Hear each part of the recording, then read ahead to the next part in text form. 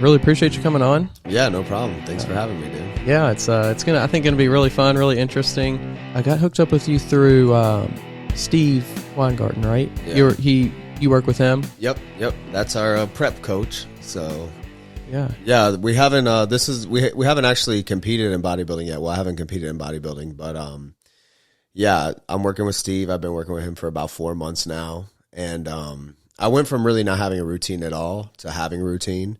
So I made a lot of progress really fast, and you owe it all to the coach, right? I mean, right. That's how it feels. Obviously, I'm putting in the work, but yeah, he's definitely got me doing the right things, eating the right way, training the right way. Yeah, and you say being more consistent and like doing the right things like that.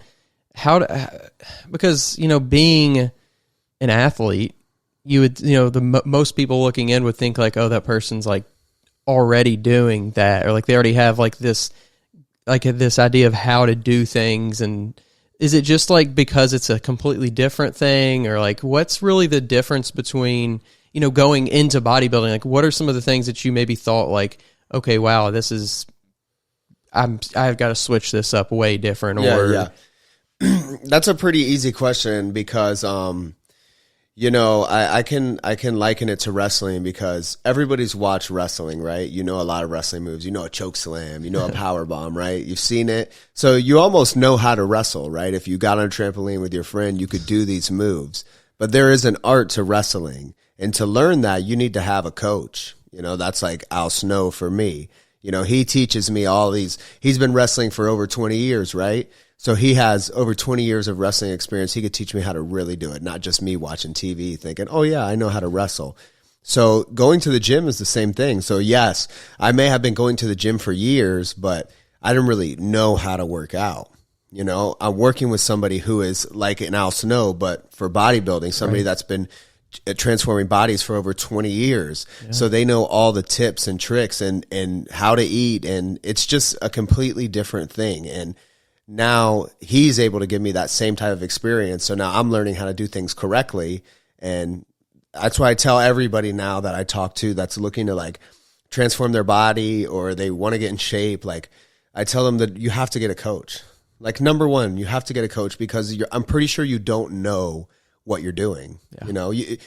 It's like that in everything. You go through school in life, you have your teachers, they educate you. If you want to be a professional wrestler, you have to have a wrestling coach. If you want to be an NFL player, you have to have a football coach, basketball coach. You need coaches in life. And for your physique, it's the same thing. If you want to compete at a high level, or if you just even want to maximize who you are and learn yourself, you need help a lot of the time. So I recommend a coach to anybody, Right. So yeah, definitely. I think an undervalued part of fitness and health is someone to guide you, put you on that right track, keep you away from the bad information, because there's so much information out there. It's easy to waste a lot of time to get and be, I'm super motivated. I think this is a lot of people's scenarios. Like they're super motivated for whatever reason. They jump into it. Maybe they get the wrong person. They work with them for a while. They don't see results, right? So they think, oh, there's something wrong with me, or I got to do something insane. I got to do something crazy.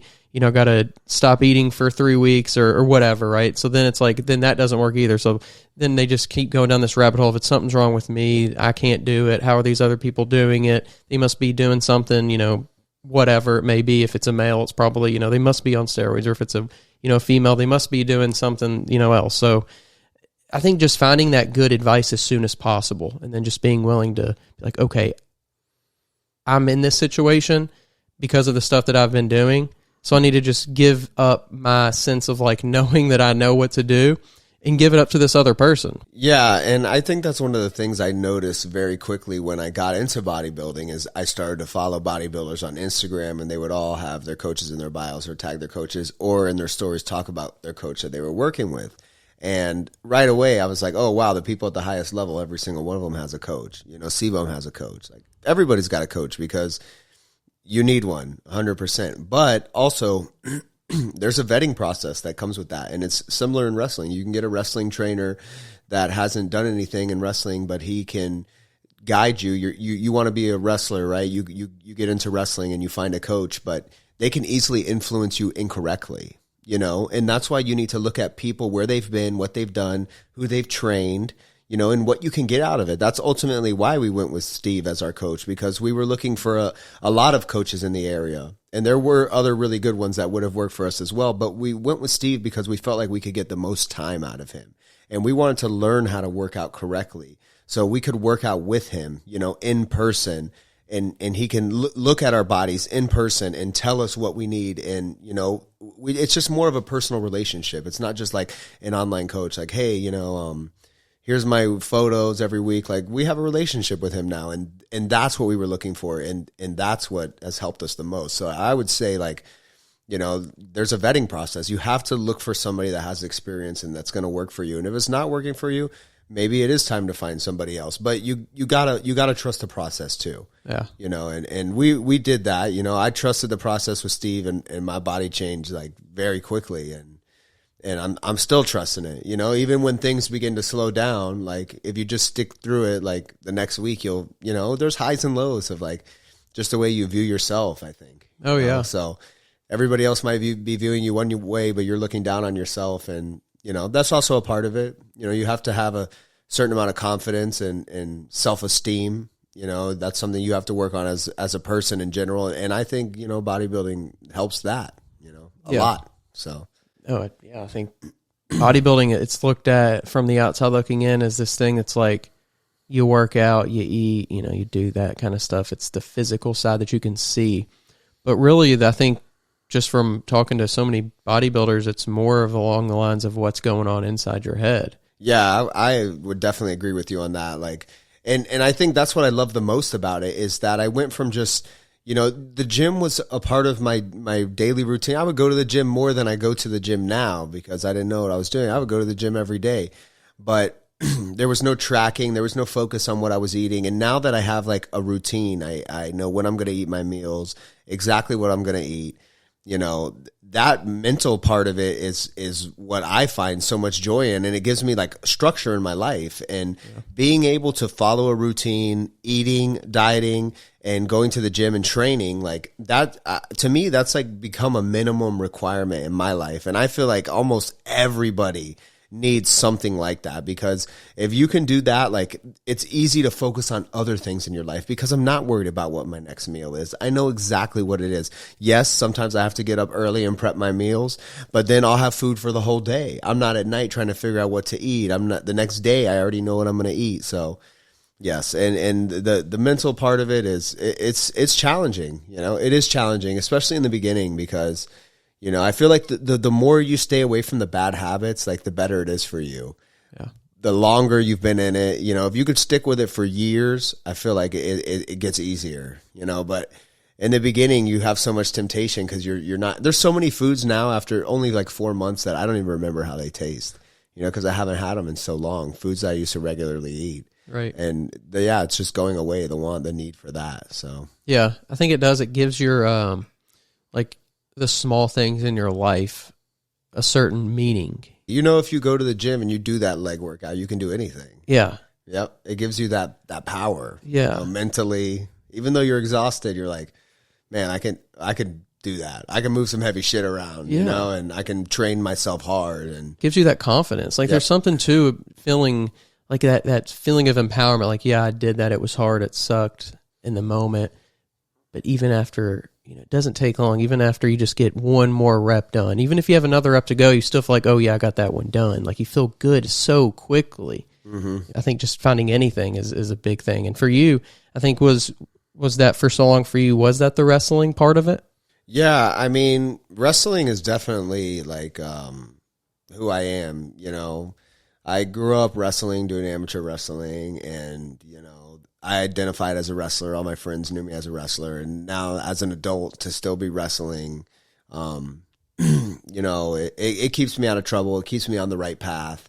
It keeps me focused. It's one of the reasons why I've gotten into bodybuilding, because having the right physique is important for wrestling. So I was like, I needed to get a coach. And it's kind of steered me in so many directions, as far as entertainment goes. I've been on Netflix now, like, who knows what the future might hold. I might be in Hollywood one day. I might be doing something else. I mean, you never know. But wrestling will always be like the foundation and like the thing that opens doors.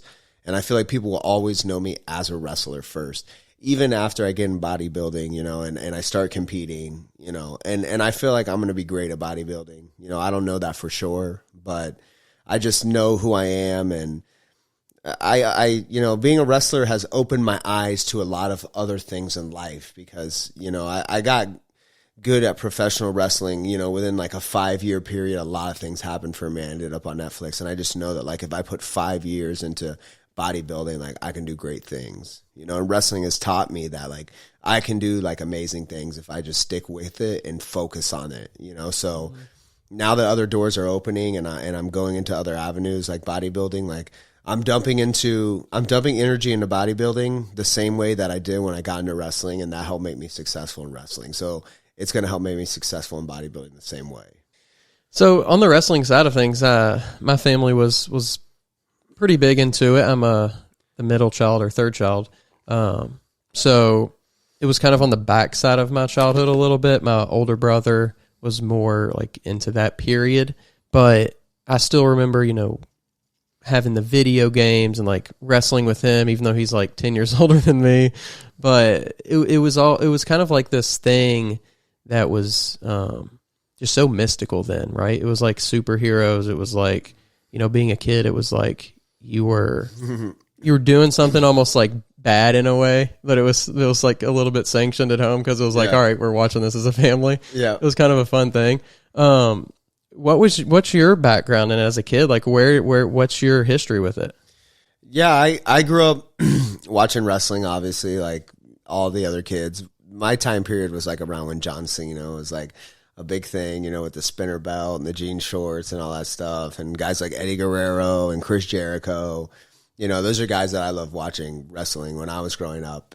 And then now that I've become a professional wrestler, I've had to do so much homework on like old wrestling and modern wrestling, you know. So I watch, you know, the Hulk Hogan days, you know, even like way before, you know, I watch like, you know, Andre the Giant, Macho Man, Hogan. Like we go back to like Luthez, which is like black and white wrestling, just to see like there's so many different intricacies that make up professional wrestling and what it is. And like you said, when there was a kid, like there was so much mystery to it. And it was like, they've opened up like the wrestling business a lot more now, so people have a lot more information on what it is, but there still is like a lot of secrets in wrestling, and that's what I love about it. And you can even, you know, it's all like in the old footage, you know, and now that I'm a wrestler and I understand what it is, I can watch something from, you know, 50 years ago and see like how they did things to make the crowd react certain ways. And you know, that's the beauty of wrestling, and that's like the art of it is, you know, entertaining people.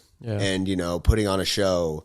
And yeah, that's what I've come to love the most about wrestling. It's like fans' reactions and, you know, the people around Louisville. Like I know these people, you know, I go in the gas station and, you know, I come out and one of the kids is, you know, popping out of the sunroof of the car with a sign that says like certified sucks, you know, and the whole family's laughing because they come to the shows. Like there's just random encounters like that. And that's because, you know, that's like my give back to the people. You know, they come, they pay a ticket to come watch us wrestle. You know, we give them a great performance, a great show. We put our bodies on the line, and you know, yeah, it's just a great thing. You know, and it's great. Like it's been great out here in Kentucky and in Louisville in particular because like now there's so many more eyes on OVW because of the Netflix show. So like every week we've been selling out, and a lot of opportunities are coming from it, which has been exciting because you know I was a part of that.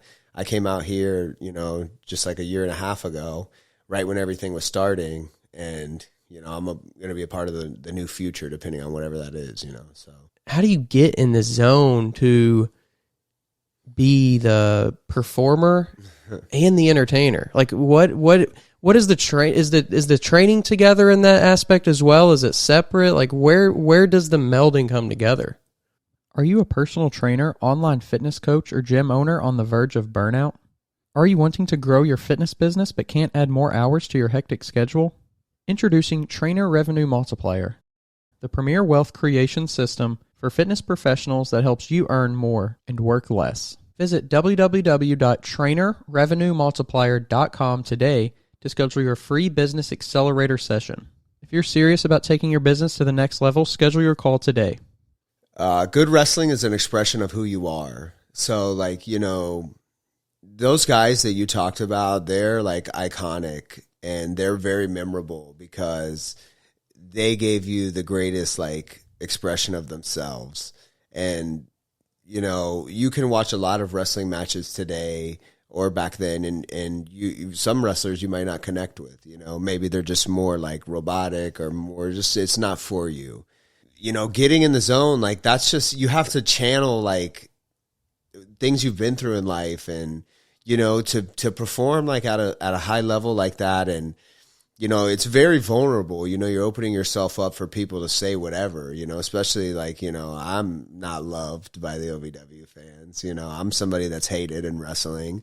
So like I open myself up to all kinds of criticism, but when I go out there to perform, I don't care, man. Like I'm just like, you just got to dig deep within yourself and you just like, and the more that you do it, you gain confidence, and the more that people support you and get behind you, it should, if you're going to be great at this, it's going to pull like something out of you, and you either have that or you don't. And I feel like that's what they call the it factor. Yeah. If you're able to pull out like that inner, gravitas, like that thing that makes you special, that thing that makes people stand out to where they're like, wow, that's different. Like Hulk Hogan, like Macho Man, Jerry Lawler, like all these old wrestlers, like they had these huge like personalities, and The Rock, Stone Cold, like that's who they really are. Yeah. Like if you saw them and like if they're sitting here doing a podcast with you, they'd be cordial and cool, but like in a moment's notice, boom, they could snap right into it because like that is really who they are. They're not playing a character. They're not playing a gimmick, Yeah. And that's like the best version of wrestling, in my opinion, is like believability. It's funny you mentioned those two things. The Rock was actually on Joe Rogan today, and I was listening to his podcast, and he mentioned the fact that when he first got into it, he couldn't really be himself, and then he just was like, I gotta be myself, and it just completely transformed his career in that. And also like having that relationship with people that are in the arena there, the crowd, right? How do you, I think it's crazy today because when you're performing, or, you could really throw it to anybody who performs in front of people, whether wrestling or a musician or whatever, you're in there, but you're, like you said, you're kind of you're putting yourself on the line, you're letting yourself almost like be judged by these people. How does that like feel weird? Because now like almost anyone can put themselves out there just via social media and almost have this performance and have this like stage, even though it's virtual, and then people can like say the worst things ever, the best things ever, via the comments. And that's kind of like when you're performing, it's like people can tell you that they're in person. Mm. How do those two feelings, like, have you ever thought about how those like are almost a little bit different or very different or whatever? Like, because you can be yourself in person, and it's like a lot more difficult for somebody to really like, they might say something in jest and like, because it's part of the thing, but it's really much more difficult to go up to somebody and be like, hey, you suck, you're the worst, you aren't any good at what you do, blah, blah, blah, or 10 times worse than that. Yeah. But on social media, it's easy to type it in and be like, hey, this, whatever. Well, I think that like, for me personally, fans, like, I'm, it says in my Instagram bio, I put not afraid to be hated. I don't care if people like me or dislike me. That's not really why I became a professional wrestler. But also, like, I move in a certain way that I don't garner, like, that unwanted hate. It's okay to, like, be the bad guy and be be the person that people dislike. But, like, I wrestled in, like, a ladder match, and I fell off the ladder, out of the ring, through a table, onto the floor, and that was the end of it. The guy left, they came, they helped me up. And when I was walking out, all the fans were like standing up clapping for me, and that means a lot to me because they know, like, they didn't want to see me die. Right. You never want to be the wrestler that goes to the table, hits the floor, and they're like, God damn, he got up. Right. Like, I wish he would have died, So, I mean, I know that they love me. You know, the fans secretly love me, even though they might talk shit here and there, you know, or online, you can just delete a comment on Instagram, whatever. You know, sometimes that stuff, I feel like that stuff gets to me more if they were to say it online, because that's the coward way. You know, if somebody comes up to me in person, fans talk shit to me all the time in person. Like, I don't care, you know, like that's what it is. You know? At least they have the guts to come up and say it to your face. Yeah, bro. Like, I mean, that's what it is. That's the job. You know, like I tell people all the time, like, you know, what I feel like my gift is, and what makes me a great wrestler is I don't go try to be the cool guy. I am the cool guy because I look cool and my fucking hair is cool and my gear is cool. Like, that's what makes me cool. But if you see me wrestle, like, I'm not really the cool guy. I'm the person that, you know, you can't go to your boss. You can't go to your wife. I mean, you can, granted, but you shouldn't go to your boss. You shouldn't go to your wife on a, you know, and go, fuck you. I hate you. You know, like, I want to kick your ass, you know, I hope you die. You can't do that. But you could come to OVW once a week, you know, or you could see me on a weekend show somewhere and I'll be that guy. I come through the curtain, these old ladies, bro, old men have their middle fingers up, like, just like, and I always tell them, like, I'm going to break it off, old lady. I'm going to break that finger off. You know, they love that. You know, they're like, I hate you. You know, like, that's my gift. You know, they get to come in and curse me out and tell me they hate me and take out their frustrations and their angers, you know, see me get my ass kicked and go home happy, you know, and that's the beauty of it. That's why they love me, you know, because that's my sacrifice to them, you know? Yeah. That's what it is. So I like when people talk shit about me. Like, yeah, that's great. Like, people do it all the time, dude. Like, I feel like I open myself up to that. Like, I try to be somebody, like, it's easy to roast me. Like, I don't know. Like, you go online, like, people could say whatever they want. Like, they could talk shit about me. Like, I don't care. Like, that's a good thing, you know, for me. Yeah. Because at the end of the day, I'm not a bad person. Like, I'm not like a bad guy. Like, and people know that, or they get to know that eventually. Even if at first some people, they believe the character too much. You know, it happens with other wrestlers.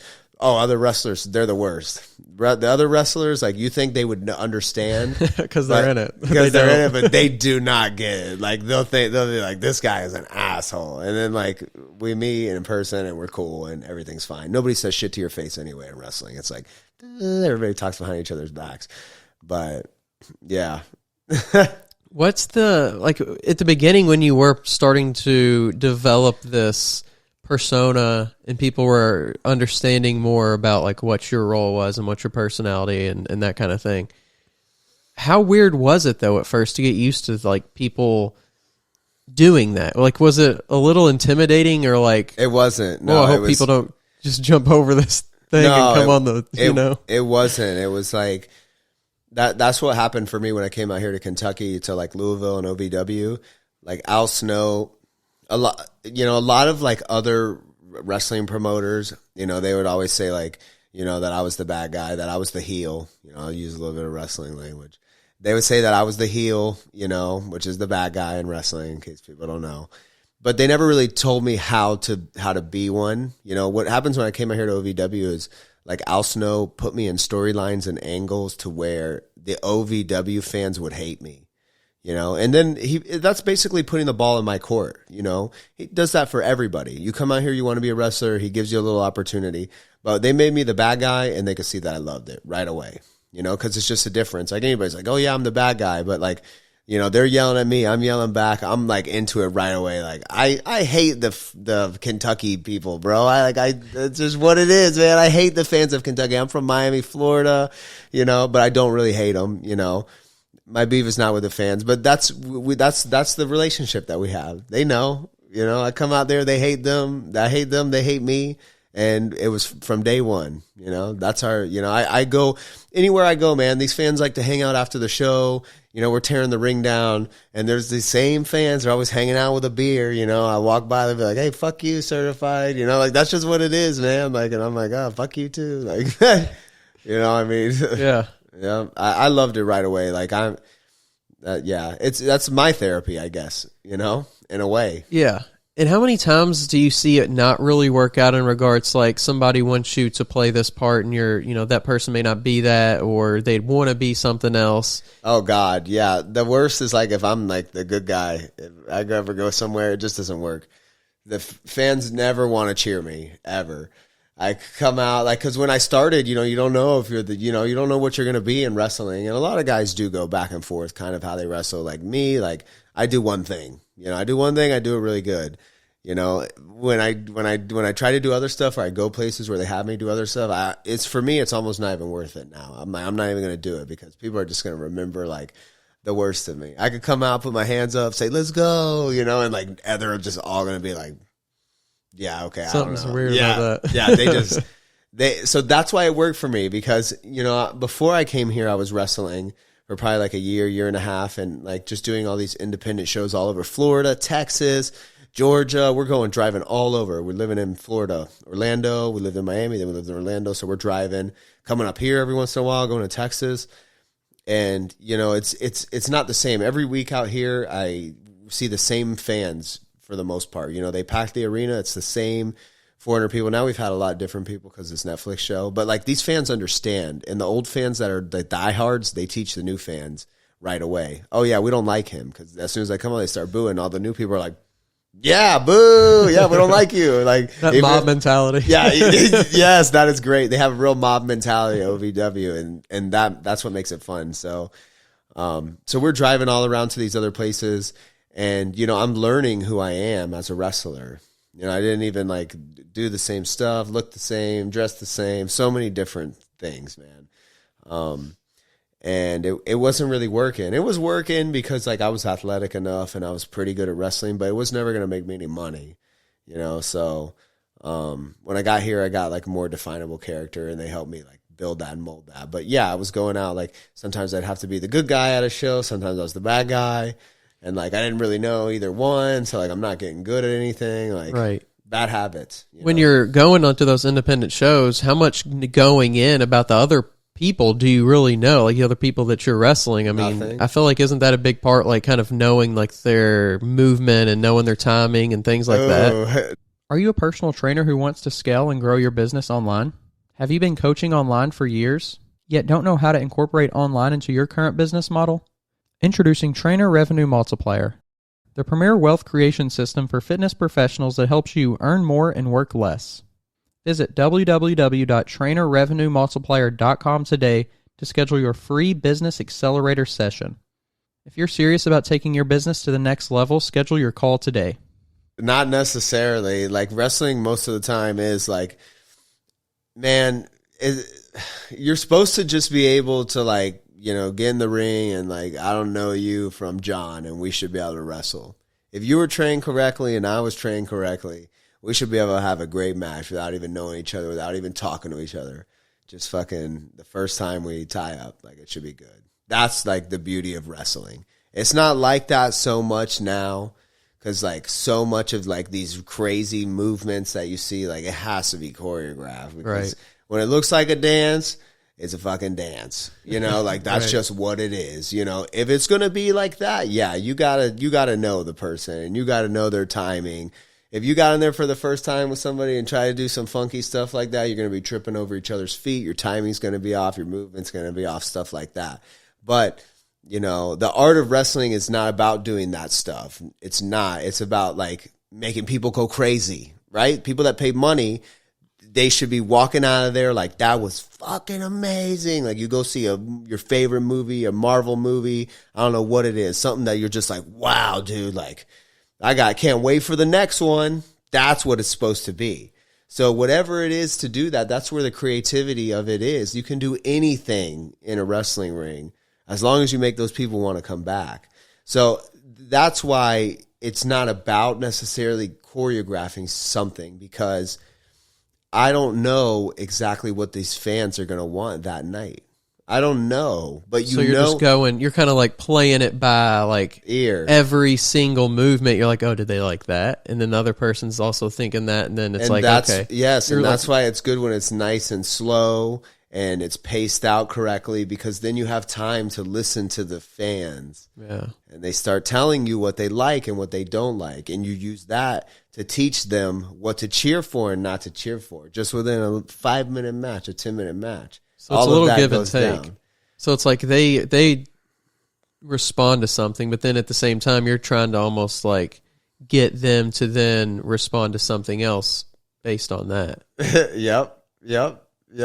That's the idea of it. That's seems, wrestling psychology. That's what I was gonna say. It seems like so much psychology. That's like my little intro class into like wrestling psychology right there. But that is like, there's so many layers into like what makes that happen, you know? Yeah. And yeah, like an Al Snow is like a genius of that, you know?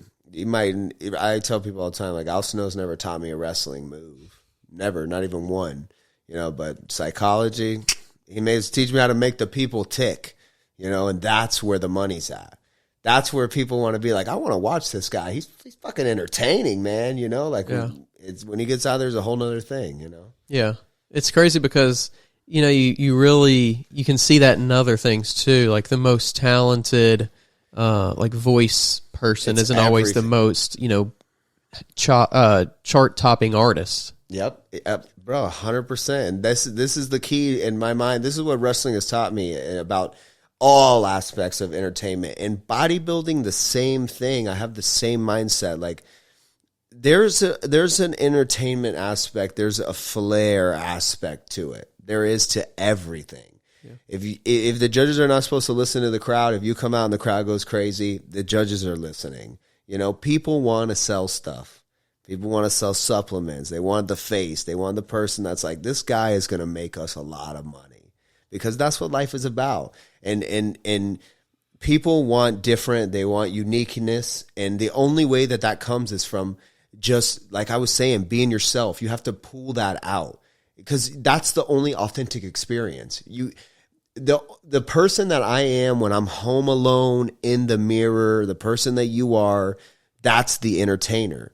And the only difference between me and the next person is that I know how to pull that person out, and I don't even know how to pull it out all the way. That's what I'm slowly working on. A normal person does not. A regular person that's not trying to be entertained, they only know how to be that in their mirror. I have to be that person on stage, you know, and that's what I try to do when I go out there and wrestle. And like a musician, me and Layla, you know, my fiance, we talk about it all the time. The best performers and where they make their money is at the live shows, at the concerts, when they give people something different and they freestyle and they show you a different side of themselves. Right. That's what people connect to, because everybody else does all the other stuff. You know, they want that real person, and you got to like be able to show it to them. Yeah. And that's from the things you've gone through in your life. Those are your experiences. Like I say, it's about having it's a character that people can like get into and can get behind, even if it's yourself. You know, it is yourself, but yourself has to be a character, you know, and it's funny because like they're character building moments, things that you go through in your life that challenge you to get you where you're at today. Character building moments are what make the character. And when you're able to like give the people the character, they're able to follow the story. You know, people love great characters. Yeah, and a great character, you can look at UFC with Conor McGregor, right? You kind of being... To his fans, he's the good guy, right? But to most of the UFC and to most other you know, fans of other fighters, he's the the main villain, the bad guy, the guy that always talks crap, you know. And when I was getting my like the character that I am in wrestling and my persona together, one of the people that my coach told me to watch is Conor McGregor. You know, it was like Ric Flair, Conor McGregor. Watch these people talk. You know, and I would watch them talk, and maybe I would try to say something that they'd say. And like within a few days, I learned that like I cannot be them. I can just be like them, you know, but I have to be myself. So the only thing you can take from a Conor McGregor, from a Ric Flair, from these great promos, these great talkers is their confidence, you know, their ability to like, you know, just like attack people and like just show like the real selves. And you have to do that for yourself. That's what makes you great. And like Conor McGregor is a great example. Yeah. Yep. And it's true. Like I'm the good guy, you know, like the villain, it's always the good guy in his story. You know, in my story, I'm the good guy. Like things work out for me phenomenally, whether people like me or dislike me. Like my life is phenomenal. Like, so I really am the good guy, you know? Yeah. And is it hard, or have you ever thought about it being something to think about when because you mentioned that it's a character, but it's also yourself, right? So it's not like you're pretending to be this person, or you're doing anything that you wouldn't do, because you're saying you're being yourself. But at the same time, I think we all have like certain limits that we don't want to push, like when it comes to the far reaches of our personality, right? Have you ever crossed that line or thought about maybe I shouldn't do that, even though it might, it's like, that could be on the edge of something, or I don't want to be that guy. Like, yeah, I think when I finally decide to be that guy is when I'll hit it real big. I think right now, me not wanting to be that guy holds me back, honestly. And I talk about that all the time. I'm like, the day I decide to stop giving a fuck is the day everybody's going to listen. But as long as I act like, man, maybe it's because I have a lot of good stuff going for me right now. So like, I'm not in the position to just throw it all away. Because if you're that guy, you're that guy, right? Yeah, it's so, risky. Yes, you're right. Those far reaches of your person. So I stay away from those for now. I want everybody to love me. I'm the good guy, and I do, like, I work with like kids. I work with like wrestling clubs. I love that about it. I talk to my fiance about this too all the time. I don't want to be the person that can't go on their own social media. Like, that sucks, dude. Like, I go on my social media, everybody loves me. There's only one or two losers that comment and dislike me. But everybody else is phenomenal. I have the best fans, and I love that. I love that I can go on my social media and people support me, that I'm not a reality, fame junkie that people just want to talk shit about and make feel horrible all the time, because that is like, got to be the worst. Yeah. And is there a time period between, being that extra version of yourself when you are performing versus laying down in bed and kind of being more of the normal, if you want to call it that, version of yourself? Does it take time to come off of that and like almost rewind a little bit, or is it just kind of like, okay, it's over? Oh yeah, it takes time for sure. Like, your adrenaline, man, this is definitely one of the things that people wouldn't understand unless you've done it before. And maybe it's the same for other stuff, but I don't know, because wrestling is physical. Like, the adrenaline that you get like from wrestling is crazy. That's what makes wrestling addicting. It's the adrenaline high. Like, when you come out through that curtain and the fans are going crazy, oh my God, it takes you to another level, to where like that shit in the ring hurts, dude. It hurts. But you'll break a bone in there and not even feel it sometimes. You'll be like, oh, that didn't feel right, but you'll finish the whole match. And then you'll go back and your whole wrist will be twisted around, because the adrenaline is like, yeah, like, you'll go home, I'll go home. Sometimes I'm still fiery, for an hour, 2 hours. Sometimes you can't sleep if you're thinking about what happened, because you're just like, and if you have a great night, a great wrestling match, like, then it's even harder to sleep, because then you just relive it in your head. You see it, like, the moment, you feel it. You feel like it's a lot of energy. Yeah. I think there's something unique too about like putting yourself in harm's way that gets you like that, right? Because even though, like, it is what it is, you also have this aspect, like you said, you could break a bone, you could fall off a ladder, you could, it's legitimate injuries that you can sustain. Your body kind of goes into survival mode. That's what I like. Right. I liken it to. Like, you're in a fight or flight instinct after like wrestling, or while you're wrestling, because your body is like, your body is like telling your brain like, yo, bro, like, don't die right now. Like, right. Yeah. You're like, it's not normal, like, human movements. Like jumping off the top rope. Like, I do a flying headbutt, which is like, I do like it's like a belly flop, but like I headbutt them. And like, to learn how to do that, like, my first trainer, like, I told him I want to do a flying headbutt, and it's just me and him in the school. And he says, all right, go do it. And I'm like, there's nobody in the ring. And he's like, doesn't matter. Like, you should be able to do it. And I'm like, oh yeah, I'll jump off the top rope. Like, no problem. Dude, it's way higher than it looks. You climb up there and you stand up there, and I'm just looking at the thing, and I'm thinking like, this is so stupid. My brain is telling me like, you are a fucking idiot for wanting to jump off this right now, because like, I'm literally about to belly flop onto a hard fucking canvas face first, and like, it hurt. Yeah, it hurt.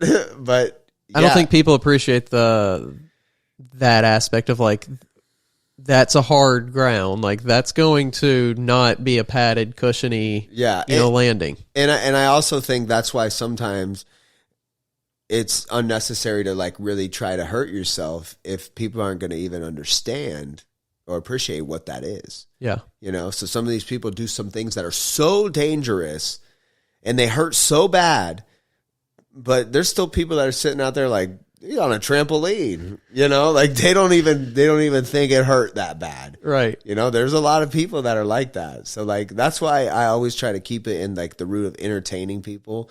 Like I'll do some risky stuff if I know it's going to make these people like very happy. Cause then it's worth it for me, whether they think I'm on a trampoline or not, you know, like, yeah. And going into it, do you kind of have this idea of like, these are some things I want to experiment more with this time, or like, is it in the moment like, okay, yeah, we're going to bring this out, like it's something we've been working on, but this is going to be the time? Or is it more of like, let me just see how this goes, and then maybe it happens tonight, maybe it doesn't? Sometimes maybe it happens tonight, maybe it doesn't. Sometimes it depends, man. Like, you know, if you're really like planning something, you can plan certain things out, big moments, you know, end of a story, something like that. But yeah, most of the time it's like, let's just see what happens, you know. Yeah. And you know, if it depends. It's both. It can be both. So many things happen on a night. Like you can be both in the same night.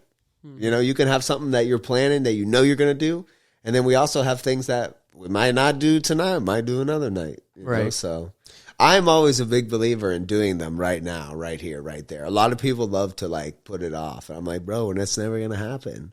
Like, let's just save it. And it never happens. I'm like, why don't we just do it? So those new moves are pretty, I don't want to say feared, but it's something that people like put a lot of kind of concern into, is bringing those out.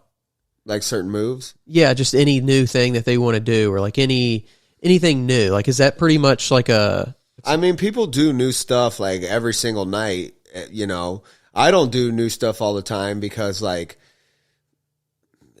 it's just not smart, you know. There's so many aspects to wrestling. Like, you know, you want people to have an experience. If they're paying money to come see what I do, they want to see what I do. They don't want to see me do something different every time. How are they ever going to know what I do? Right. You got to have that, like, you know, the spear, or you got to have that this guy does this thing. You know, everybody gets hyped up when they do it, kind of thing. I get similar, yeah, and then a few other things like that too, as well. You know, even if you the dance you do when you come out, you right? know, some people are waiting for that. You know, some people are waiting just for an entrance of somebody some people, their finishing move is so good that people are like dying for it to happen. You know, we got this guy, Manny, at OVW. He does a 450, you know, off the top rope. He does like a front flip and then a half and lands on him. And every time, like when he gets up there, like the people are just like, oh, they know it's coming. You know, they love it. Yeah. You know? And then you toy with them and you maybe do something different and it doesn't end there, or maybe you get down, or, you know, like that kind of thing. Yep. 100%. It's crazy. Yep. Man. It really is like you're like bringing these people along, like this show. But it's like a show that you're dictating the whole time. It's like, a roller coaster. You want people's emotions going up and down. Yeah, it really is kind of like an improv thing. Like, but you're also like physically at harm too. So there's so many elements to it. There is. It's so many elements. That's what makes it fun, man. Because the best wrestlers are the best improvers, in my opinion. The ones that can think on the fly. That's instincts, you know. Right. You're just like, ooh, like, I think they'd like this. And then they do. And people are like, wow, that was amazing. And you're like, I just thought of that, you know? Yeah. Like, and that takes a certain amount of, like, confidence. Yeah. Do you think that since you've done it longer, you start to become, like, you get around people who have also, who kind of meet and exceed yourself? Or do you think that I'm just trying to think, like, back in the day, you maybe in your earlier days, maybe you were also wrestling people who were maybe in their earlier days of it, right? Mm-hmm. So do you still find yourself like going against those people at all? Like people who are still earlier on? There's a few people maybe that were like in the beginning. I don't wrestle like a lot of the people that I started wrestling in the beginning. I still see them all the time, you know, because I started in Florida, so a lot of them are still in Florida. You know, I came out here to Kentucky, so I left like a whole scene of wrestling behind to come wrestle out here in the Midwest. So I was a new group of people that I wrestle with, you know, all the time. And at OVW, you know, we wrestle each other all the time. Right. Because we're like in storylines and angles, like, I'm wrestling somebody, the people I'm wrestling tomorrow, I'm wrestling them next Tuesday as well, like in a different type of match, so like, the story continues. Right. And then that switches all the time. But yeah, I see a lot of the people that the people that I started with in my class, nobody wrestles anymore except me and my fiance. There's Really? probably like 10 of us, like none of them wrestle. Is that just a lot of burnout? Is it a lot of this isn't for me, a lot of injury? Like where do you think is that? Oh, we had like a really shitty trainer, and he made everybody hate wrestling. It's crazy. But yeah, they were like, some younger kids, and like it just, wrestling can be a shitty business. It's entertainment first. People think it's like going to be fun, but it's still money, bro. People want money. Even though there's like no money in wrestling. There is money in wrestling like at the top, but like there's no money in wrestling, and people like they want every dollar, bro. You know, so yeah, you get these young kids that come in and they want to be professional wrestlers, and then you just take advantage of the situation, and then by the end of it, they're like, this sucks. I don't want to do this anymore. We were older. I was already like 25, 26, 27, so I was an adult already. I was like, see you later, dude. Like, I'll go do this somewhere else. Bye. Like, I don't need this. So that's kind of what I was saying with like that vetting process.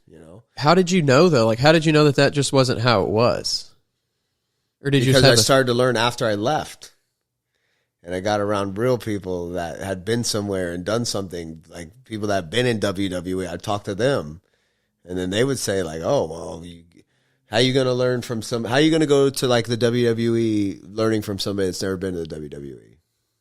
It's like been there, done that, that type of deal." Yeah. And that's what it is, because somebody that's been there, they know the ins and outs, they know the inside, they know how it works, they know what they want, they know what they're looking for. Like you just learn these things as you go on, Yeah. You have to, that's what I was saying. You have to do your research on a coach. I feel like in whatever you do, because I feel like you can easily, I don't know, because I never had a bad one, but I'm sure there's really bad bodybuilding coaches that take advantage.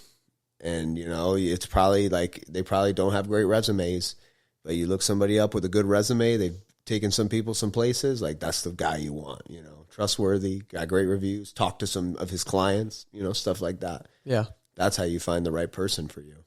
Mentioning the talking to people that have been at the top and figuring out like what it takes to get there.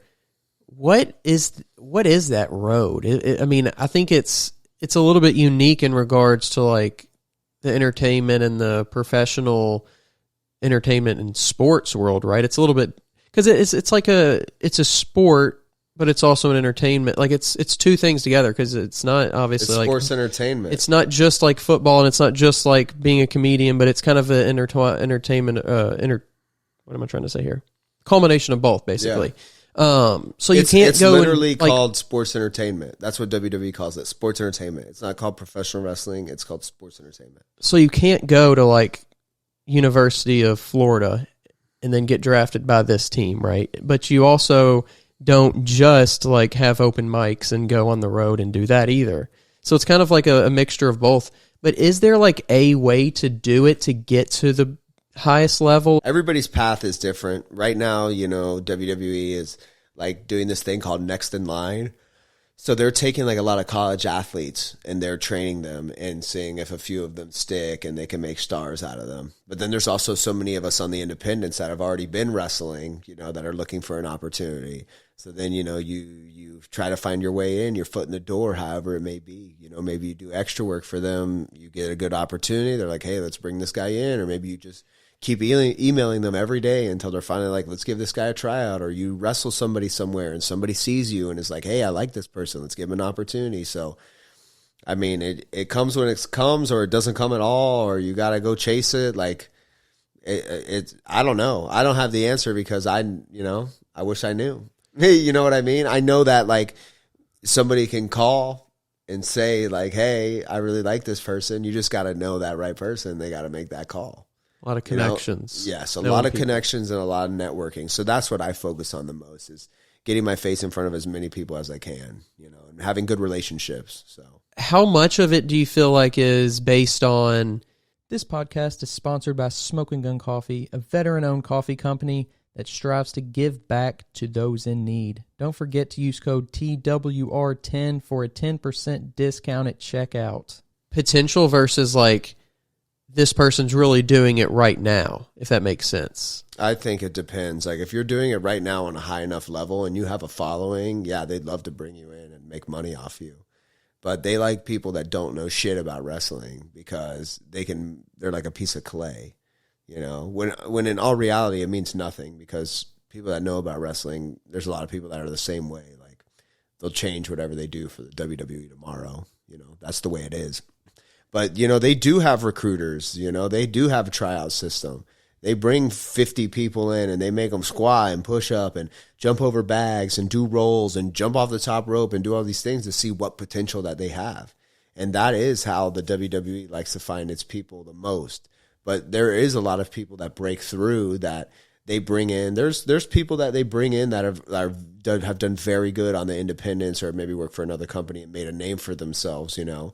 And they do bring those people in too, you know, and they get opportunities. And those people are usually the ones that work out, you know. Yeah. Those are the sure bets, you know, because if you can, if I, a certified Luke Kurtis, right, can influence a crowd of 400 people with no money, no backing, I can make people go crazy, chant my name. You don't think I can do that in front of 10,000 people with a whole bunch of money behind me, a machine, my name, face on billboards? Like, it's the same thing.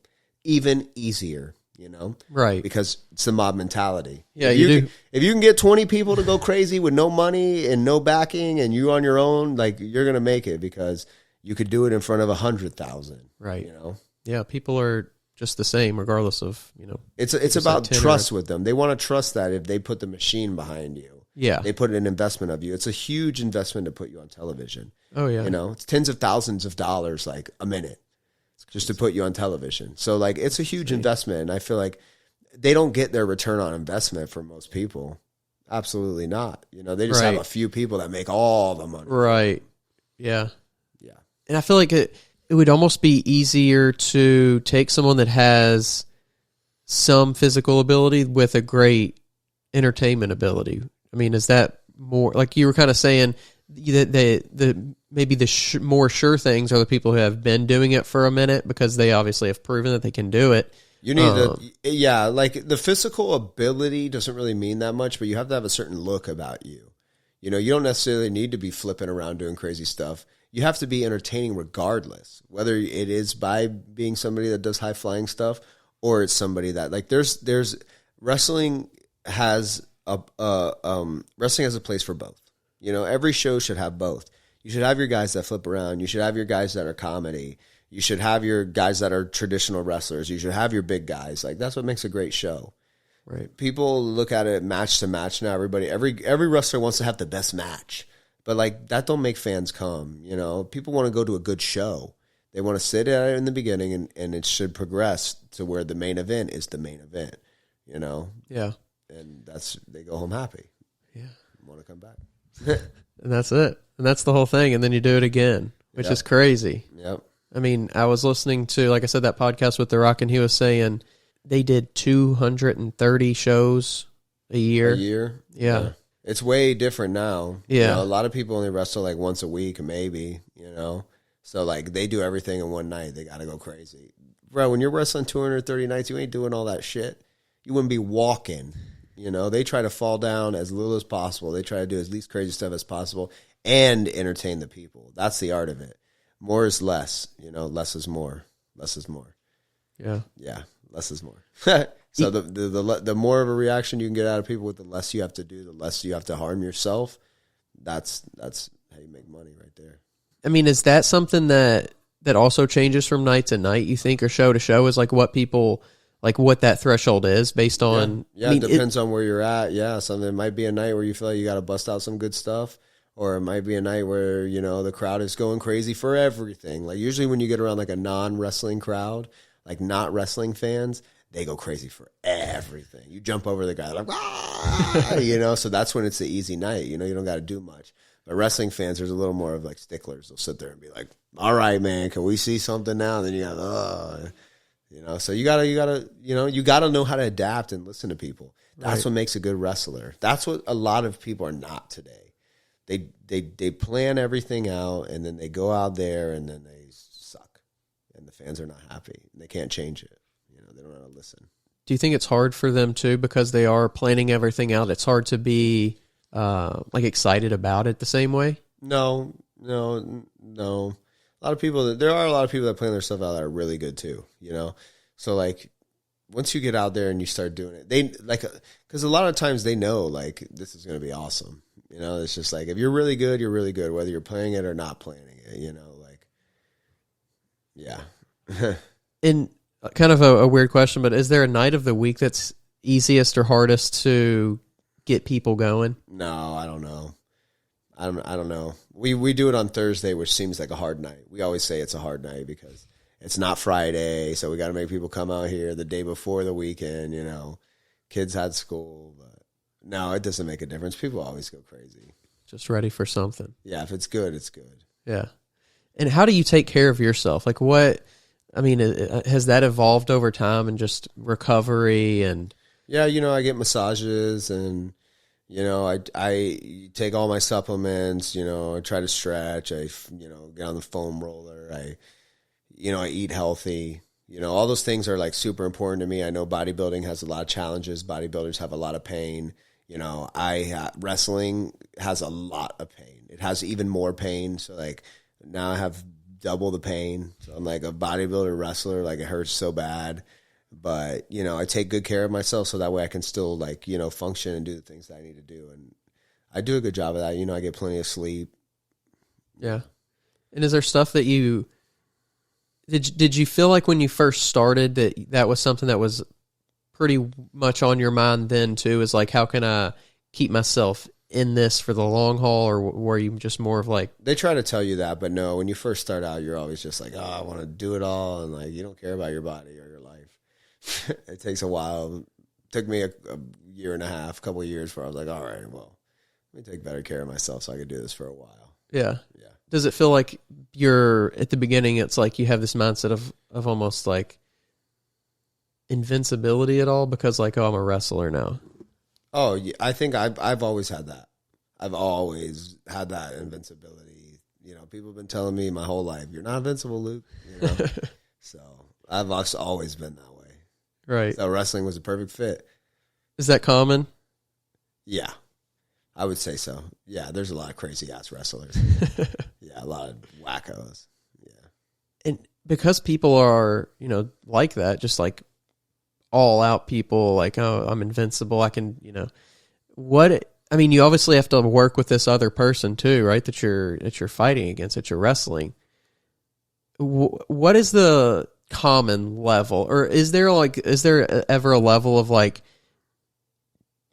you're like disregard for have you ever fought anybody that has like a disregard for their own or for your safety? I mean, I'm usually down to do whatever, but a lot of guys sometimes are like, oh, I don't know.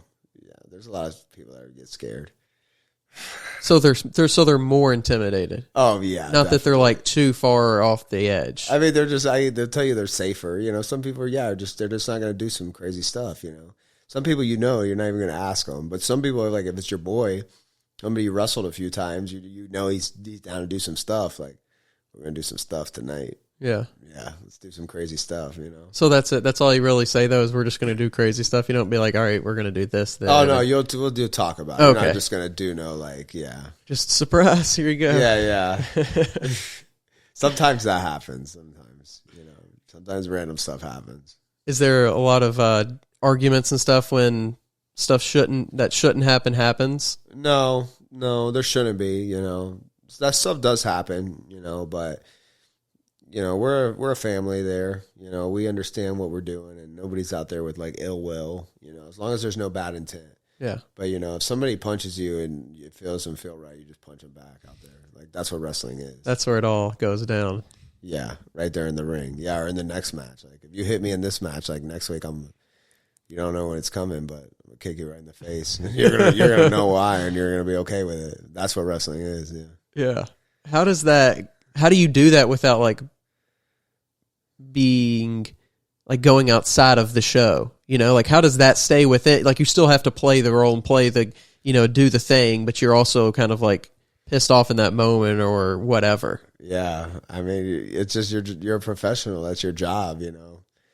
Yeah, you just hit them back, and then you guys just, you know, because they'll fire your ass, bro. Like yeah, bro. A wrestling company, they don't play about that. Like you know, when you're in the ring to wrestle, you put on a performance, a show for the fans. It's not about you, whether you get hit in the face or not. Like you guys can fight in there, or whatever, and then figure it out and get to the end and get to the back and do it the right way. You know, it's okay to fight in there, whatever, but make sure the job gets done the right way at the end of the day. That's the most important. Yeah. Yeah. And it's just brawl till like, you know, like, oh fuck, these guys are fighting for like, it's over now. Right. It's a street fight. Yeah. It's like old UFC in there. Yeah, for real. Is that pretty like with the, even the, what do you call them? Like different organizations. Is it pretty similar just from what you've experienced or what you've heard from other people? Like how things roll and the expectations, or are there certain ones that are like, okay, this one's probably a little bit elevated, you know, higher up, or like this one's more professional. This one's maybe a little bit more, we're just going to hit each other in the face for like WWE is like extremely professional, you know, like I didn't know if like the ones that were like more on the come up side of course it. They're called like mud shows, outlaw mud shows, little backyard shows with rings that were put together. I don't know, some shitty ring somebody found somewhere they built themselves, and there's some real unprofessional wrestling out there, man. Yeah, they just beat each other up and don't know how to wrestle. They never got trained. Right. You know, they got trained by just getting in there in their fake ring, and yeah, there's some crazy. You've probably seen some crazy wrestling clips online or something. Yeah. So there's spots though that like people will like jump to, like, okay, we're starting kind of in this, like we're very beginner, we're starting here, then we're going to jump here. Then is it like that? Is like, you know, like what I'm trying to say, like where people, so like in baseball, it's like you go from single A to double A to triple A. Is there kind of like those single A, not maybe officially, but like this is more of a single A place. This is where we're going to start out. And then, you know, once we get a little bit of ground, we get a little bit, then we're going to go here. Yeah, people train at their training facilities or whatever. They usually put on like little shows there, and then it just usually becomes like all right, I'm ready to go wrestle now. And they're like, all right, go get booked somewhere. And you just got to hit promotions up and say, hey, I'd love to come wrestle, and, you know, take their $15 they give you and drive 300 miles and get your ass kicked until, you know, you start getting better and getting those good connections and getting on better shows. Yeah, it's a process. And is there in your history, and maybe it's pretty recently, but is there a fight that, or a match that you've been like, that you could definitely say, this is my favorite, or this is the one that really stands out for whatever, great performance, or this is a big moment for me, anything like that? Yeah, I've had a lot of great moments, matches. I feel like, you know, I mean, the most fun I've had for sure was definitely this one in Wisconsin that we had. It was like one of those street fights, all kinds of weapons and bowling balls, and it was just a lot of fun. You know, we had mops and buckets, and we were just doing all kinds of fun stuff. So that's definitely like the most fun I've had. But also had like this cage match out here at OVW. That was definitely one of my favorite matches. Like, just as like, it was a crazy ass wrestling match, you know, hitting big moves. Like, yeah, it was good, you know. So I've had a lot of moments. I enjoy a lot of the stuff that I do, you know, personally. So what's it like working with and using mop buckets and bowling ball? Like, I remember, but this is what I remember from back in the old days with the games. You would go and like, you get like a trash can from the stands, like a chair, like whatever. Yeah. Like it seems so crazy, but then when you see it in real life, it's like, oh my God, how did that person not just like die right there? Yeah. You just gotta trust the other person that you're with not to fuck you up with it, you know? And some people don't know how to use weapons, right? They'll hit the shit out of you. You know, that happens too. Some people, you know, you can trust. And some people like just run away, swing it real hard. Yeah. Good Lord, that's terrifying. Uh-huh. Jeez, it's crazy. I mean, it's such a show, but then again, it's like at the end of the day, it could like turn into just pandemonium. Yep. I mean, it's like the Coliseum in there. I mean, yeah, that's why crazy. live wrestling is great, you know, because anything can happen. It's live TV, you know. I've never been to one live, but I think it definitely has something I have to do soon. Oh yeah, dude, you have to come to an OVW show. Yeah.